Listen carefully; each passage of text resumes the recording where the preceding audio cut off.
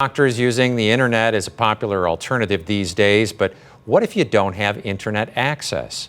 SLU Care Dr. Daniel Blash says that you can go to church. Good morning, doctor. Good morning. Explain the internet connection to churches.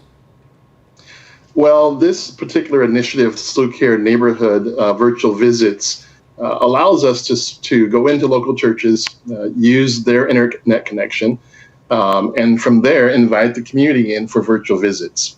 And this program starts in a few days, I understand? The plan is to go live June 1st, and right now we'll be in 4 churches with the ability to expand immediately as the need is there. Now, is this isn't for anything serious? This would be for less serious ailments, such as? So these are non-emergent issues, a head cold, allergies, and even anxiety. Those appointments could be done online, aches and pains. So the normal medical treatments that you might experience in a clinic, these would be perfect visits for those sorts of issues. Okay, I've got the 4 churches here. There's Fresh Anointing, Lively Stone Church of God, St. James African Methodist Episcopal Church, and New Destiny Worship Center. Any specific reason why you chose these 4 churches? Well, the bigger picture is thinking about people who don't have access to health care. These areas are areas where they've been very hard hit by other social determinants of health, and where we know that healthcare access is a problem. So we started here.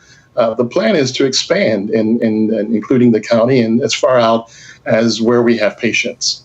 Okay. Do you expect to hear from anybody and all of a sudden say, boy, you better get a COVID-19 test? You know, that may happen, and there are already mechanisms set up around the city to take care of that.